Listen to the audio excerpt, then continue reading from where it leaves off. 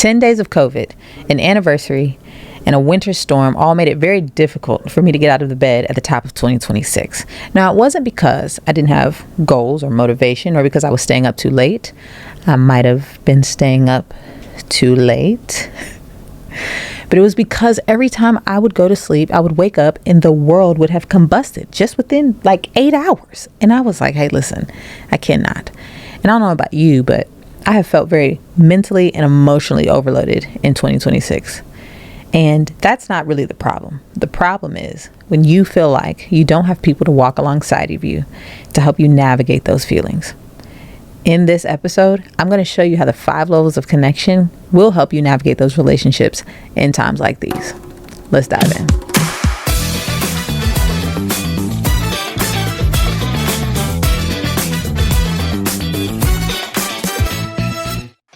Okay, y'all, welcome back to another episode of Connection by Design. Connection by Design.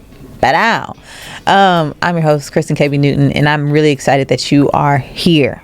Y'all, I don't know where you are in the world, but in my little world, life is lifing, okay? A question I've been asked recently is, how's the new year been? And I've had to be honest and say, it's been, because I started the new year off with COVID, y'all, for 10 days, right out the gate of 2026. I probably needed it to be slow because I pushed myself to the edge at the end of 2025. But the thing about me having COVID is that it's like the absolute worst for me to be in isolation. I believe that isolation is the enemy of connection. Like if this was like a plot and a story, the villain is isolation, okay? And so for me, it was super, super isolating to have to be in my room the first several days of the year, sick and helpless. I think for some of us in our own worlds, you've got your own version of COVID that might have hit at the top of 2026. Those situations might make you feel isolated. Okay. Like there's no one to connect with. And in this episode, I'm really excited to talk about how the 5 levels of connection can really easily expose the people who would be best to walk with you through any of those things. Everybody has things in their life that either make them feel isolated or literally push them into isolation. And one of the things that I think can be helpful for folks is to notice that when they're feeling isolated, literally or emotionally, that they also need to be noticing that that is a sign of loneliness.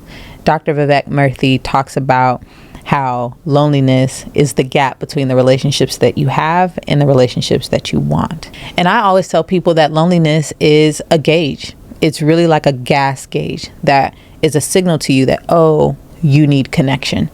So what COVID did for me is it made it all the more obvious that connection is necessary and no one can actually live or thrive or survive like this.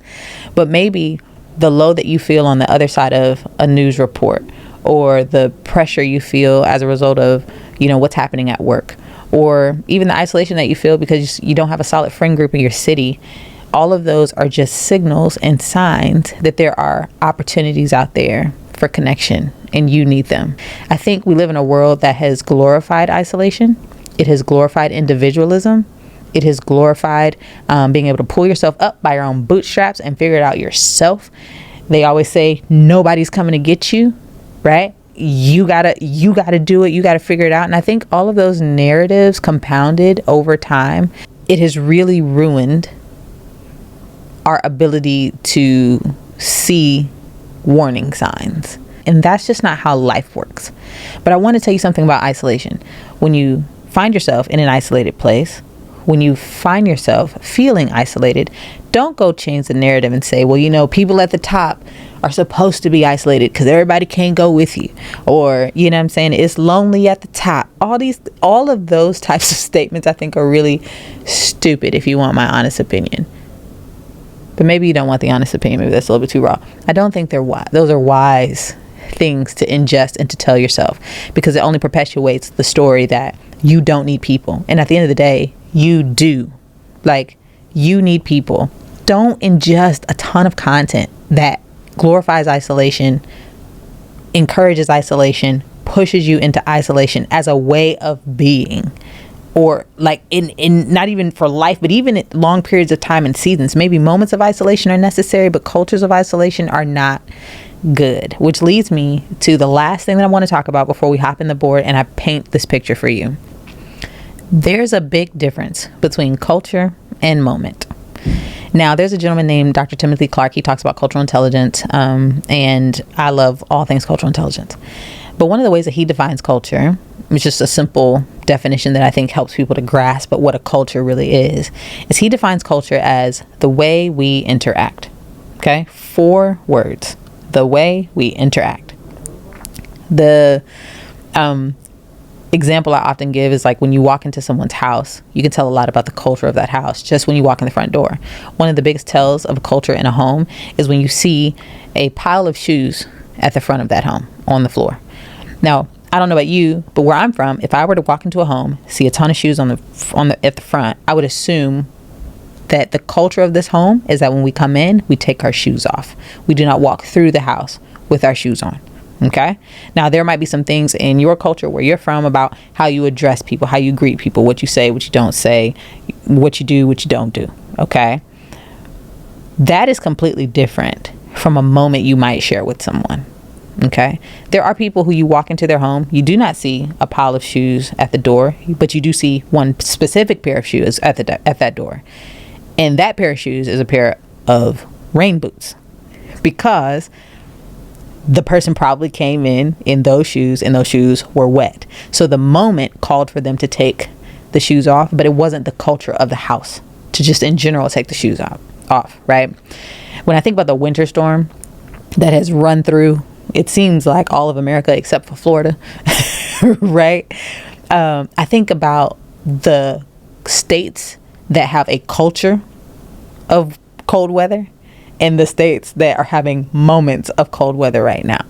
Can I tell you, my best friend, she's in Texas, and Texas don't know what to do with cold weather. Baby, she walked outside her house, saw snow on the ground, and did a whole news report. Now, it was the kind of snow where like you could see the snow, but you could also still see the concrete. So I was like, that's not really snow. Like I could see half the road, right? But she was like, report live from Dallas, Texas. And I just thought it was so funny because for her, this was a moment that was so uncommon to the culture of Texas. I think about Indiana, where I live, and how this is what we do. Okay? Like cue Montel Jordan. This is how we do it. Like literally, it snows 3 inches, 4 inches, 5 inches, 6 inches. Let me tell you something. Them babies gonna be outside at that bus stop. They're not canceling school for 6 inches of snow. They're just not. They're not doing it. Okay? It's got to be snowing and it's got to be below freezing in the temperature. Like it's a hard knock life out here. But it's because it's a culture. Why am I saying this? As you're thinking about how you're connecting to people, how you're navigating seasons of your life, you have to think, is this the culture of this connection? Is this the culture of this space? Is this the culture of this season? Or is this just a moment? Is this just a moment? Because if you can tell the difference between culture and moment, it will be so much easier for you to have the right expectations for the right relationships. It'll be so much easier for you to identify who you can talk to or go to when different things are happening in your life. And it'll really help you be able to navigate times like these as it pertains to your relationships. So, with all that being said, let's see what all this looks like on the board. Welcome to the board. So as we think about the 5 levels of connection, remember it is a funnel. So naturally you will always have more level 1 connections than you do level 5. Now the currency we are exchanging on each of these levels is here. On level 1, we're exchanging information. On level 2, we're exchanging our investments. On level 3, we're exchanging the interest. Level 4, we're exchanging the intent. In level 5, we're exchanging intimacy. Information is what we collect in order to invest. Those investments have to be measured as good or bad, and that is what we're doing on level 3, measuring the interest on those investments.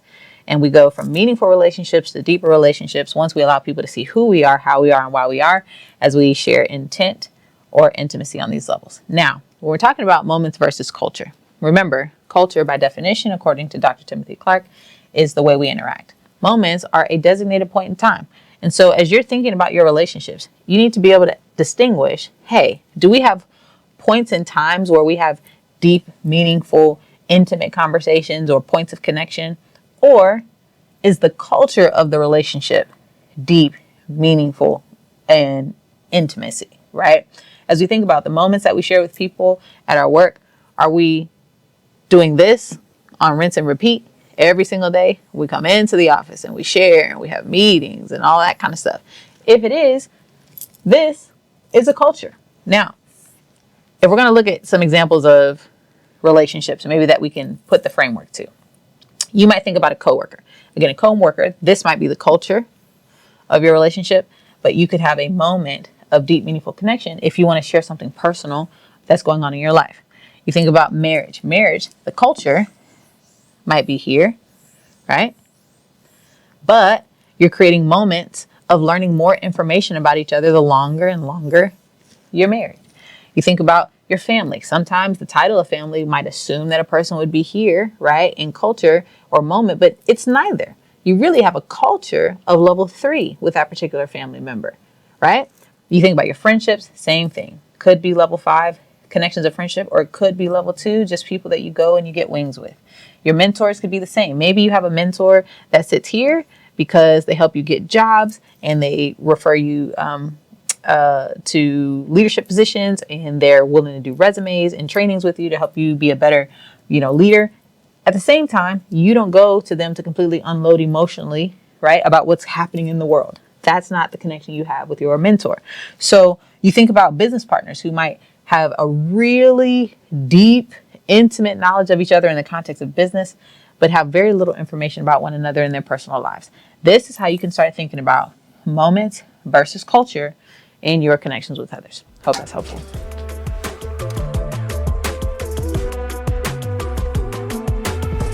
I have a friend I talk to every day about everyday life.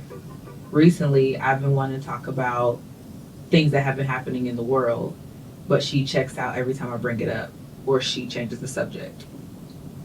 Should I try to reach out to someone else in my life, or could I approach this relationship differently? Well, I think the answer is yes to both. I think you could try to approach it differently and send a depth signal, which some people might say, well, bringing up a topic about what's going on in the world is a depth signal. And maybe, however, I think a more direct, depth signal could be asking your friend if they are in a position to hold space to talk about it. So that might sound like,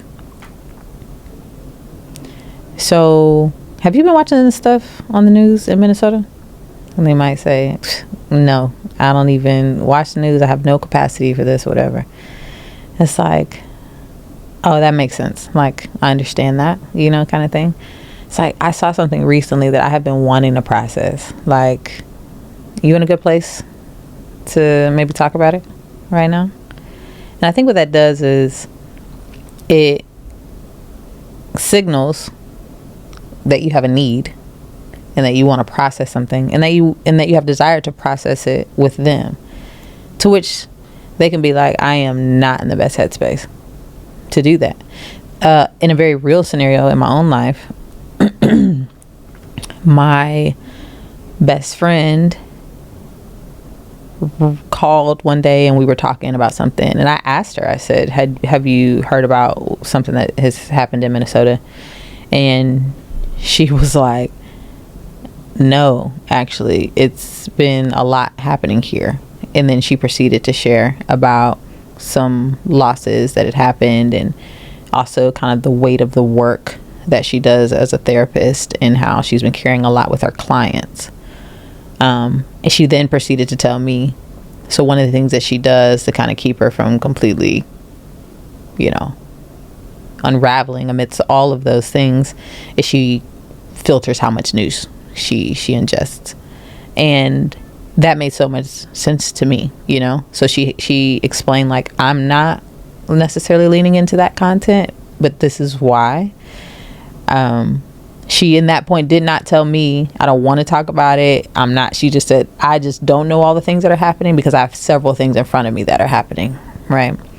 So then I was like, yeah, there have been some crazy things going on in Minnesota. I'm wondering if you'd be open to talking about it. And she said, oh yeah, sure.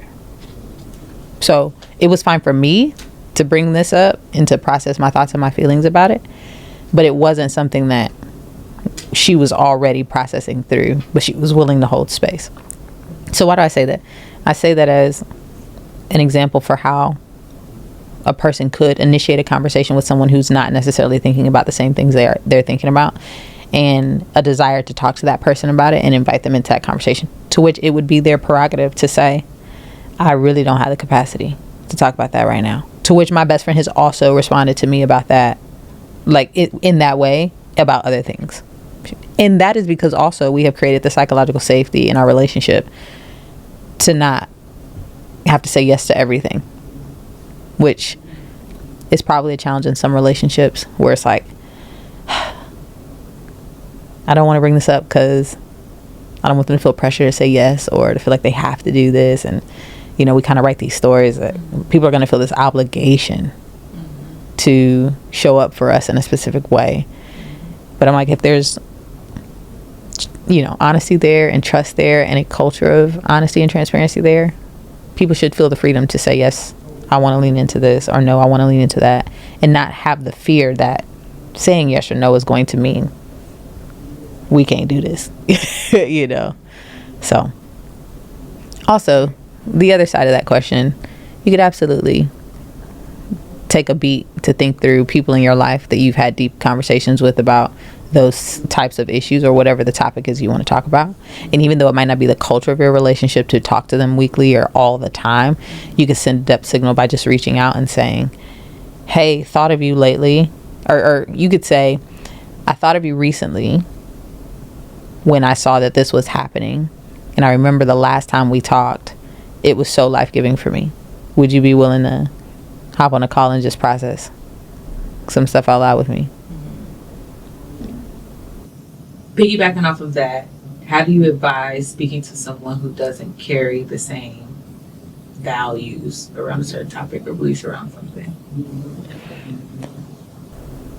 Yeah, so that's a very real thing right now. People are kind of discovering, oh, I've known this person at this level for months or years, or we do the same things together, we go to the same church or whatever, and I'm realizing that they don't actually value this list of things that I value to the same degree or at the same level or in the same way. So some advice that I've kind of hashed out with my mentor that I will forward to you would be, one, is this the first time my advice would be to ask questions. One, is this the first time that you've seen a misalignment in your values with this particular individual? So if it is, you're like, yeah, I thought we were aligned on this and several other things, right? Or I've always seen alignment in our relationship about X, Y, or Z. Okay.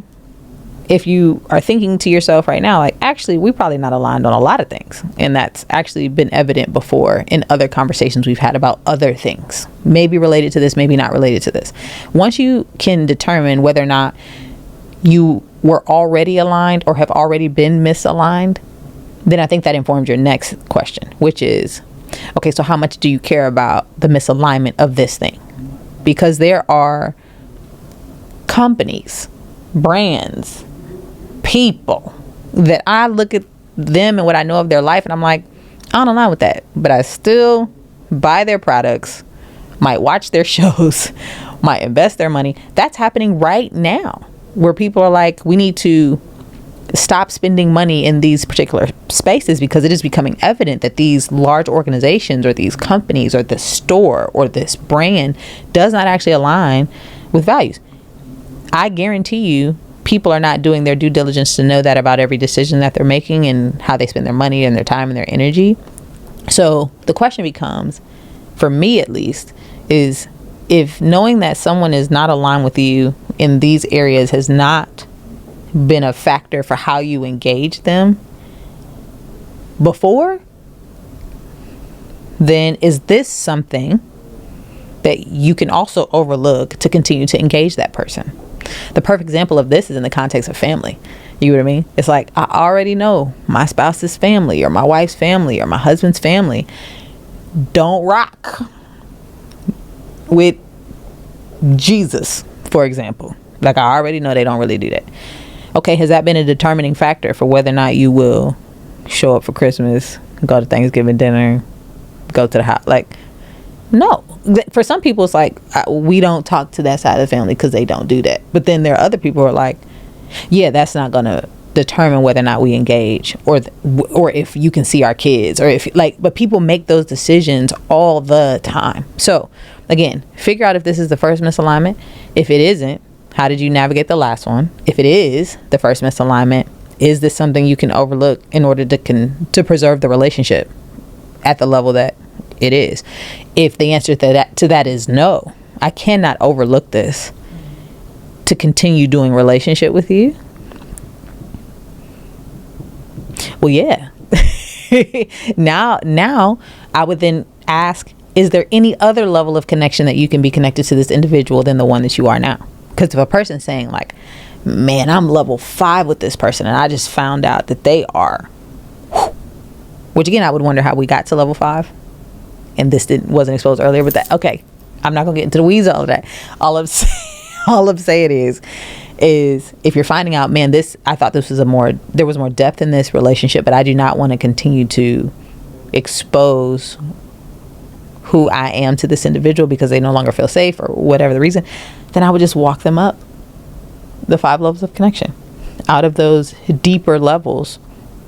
If it is important for you to avoid harm and the feeling of being unsafe and all those things. So that's how I would encourage people to think about how to do life or have conversations with people who they know don't align with them. And it's nuanced. There's not a 1 + 1 is 2 on this one. It's really based on where you're at in that particular season, what you can and can't do, your capacity, their capacity. And I think it's something you have to evaluate, I would say, moment by moment. I don't think this is a culture decision. I think it's just like, in this moment, at this time, for this thing, this is the best decision. Because relationships are so nuanced. Connection is so nuanced. It would be irresponsible of me to tell people that they could just measure these things and then make a decision and that'll be the decision forever. It's not how it works. So at the top of the show, you talked about letting isolation be a signal to you, connection. But let's talk about the folks who are like, nah, sis, I need to pull back, okay? When things are when I'm feeling overwhelmed and emotional, feel like the world's crashing down on me, I don't need to talk to anybody for their sake. Or just the particular school of thought that I prefer to be isolated when things are hard. Why? Space to think and debrief, reset, rest. Space from others to save them from harm. I have less patience. I'm angry. I'm frustrated. Okay. I think it's important for this question to have that context and to be curious, honestly, about why a person might be like, absolutely not. Isolation is not a signal, a bad signal for me or whatever, right? All of those things that you mentioned are all needed and necessary in the moment. I didn't hear anything that you said that sounds like a permanent state a person could live in and be well. So you're saying, well, I need to rest. Yes, but you cannot stay in a state of rest forever, right? I need to debrief. Yes, but you cannot stay in a state of debriefing forever. You can have a culture of debriefing, of like, this is a practice of like asking questions, giving context to, measuring consequence, good, bad, or indifferent, like what I want to do next. But debriefing is coupled with doing and action and having behavior to actually debrief. So again, debriefing in and of itself is also a state, right? When you say, I need to pull away, I need to reset to then engage again, right? So all of those things I would say are necessary, and they all sound like moments that are necessary. And at the top of the episode, I thought I mentioned that isolation for a moment is okay, but cultures of isolation, mindsets that make isolation kind of like a norm, like the normalizing of isolation, is not good for people. We do not want to normalize isolation. When you say things like it's lonely at the top, you see all of these people with power and influence and money who are at the top crashing and burning because there's no satisfaction or fulfillment in their life because they don't have deep, meaningful relationships, or they've got all this deep, dark crap that they're into that nobody knows about, that they're harming. And you get what I'm saying? They're using their power and their privilege for awful things. You get what I mean? Because they were told anyway, the higher up you get, the less people can go with you in that space, the less people will understand you in that space. They won't realize all the sacrifices necessary in that space. And I think it's interesting that oftentimes people who find themselves in that space got a lot going on, and it usually comes out at some point. But I wonder if people had never been told that story, that it's lonely at the top, if they wouldn't have felt the freedom to invite people into that space with them, to find mentors in that space, to find cultures of connection in that space, or cultures of even confession in that space around all the pressure that might be unique to that level of success. You get what I mean? Like, so yeah. So I would just say, for the moment, like, this is why it's so important what we talked about on the board today, to really be able to identify this is a culture, like the way I interact, the way I do things, the way I think, like this is the bar to, this is a moment that is necessary here, and we need to insert this and then get back to the culture of connection. These are good questions. Really good questions. Thanks for asking them. Thanks for sending in your questions. Thank you for just listening to this episode and being a part of this space. And so thank you for listening to another episode of Connection by Design. If this space has been life-giving for you and encouraging for you, challenging for you, whatever it is for you, and you want more of it, please like and subscribe to this space. We'll see you guys next episode. Peace.